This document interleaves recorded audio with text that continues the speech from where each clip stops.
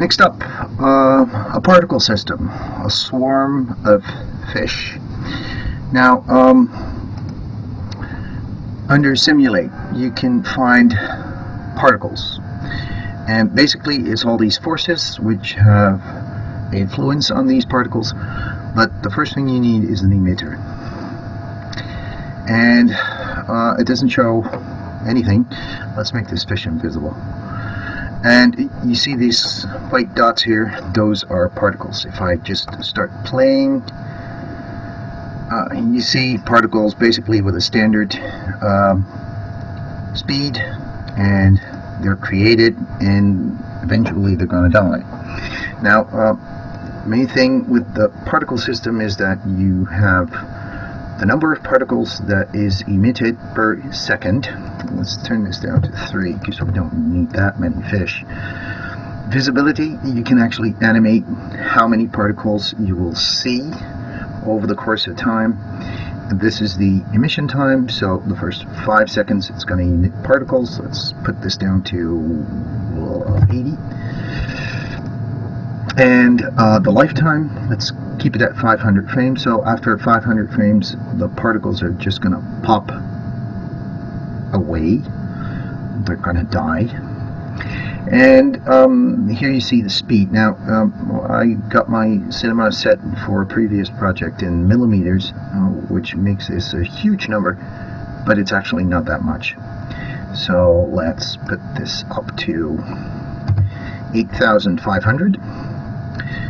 It's going to give me a nice speed, probably too slow still, and a variation, so 20%, and that means 20% over 5800s and 20% lower than this number.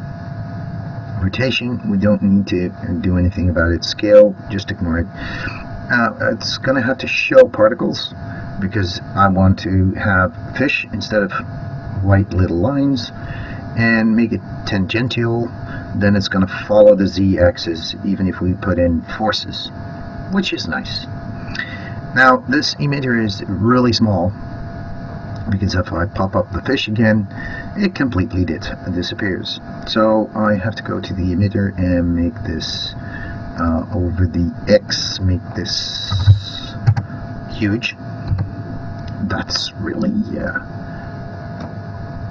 over the top, so I'll make this half, make this 3. So this is where the fish will appear, and let's give it a little bit of height. 5,000,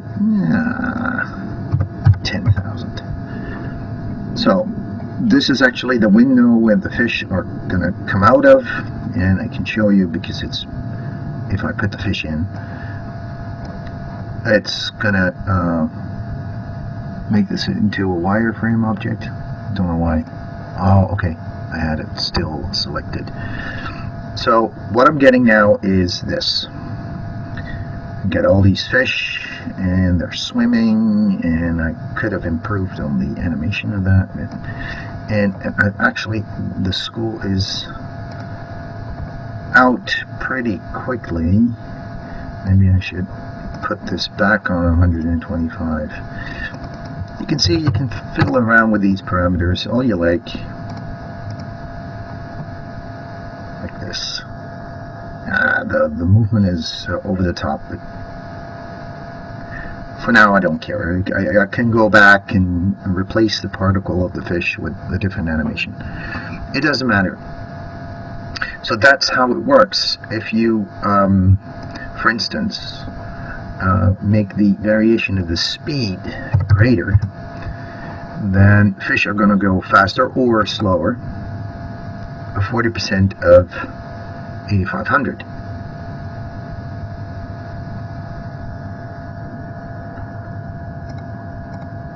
So that's the basics.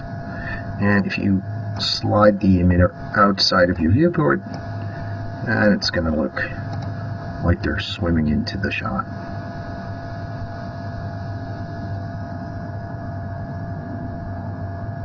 Right. final part of this tutorial is going to show you how to use deformations, how to actually put them on a path that looks really funky and bizarre.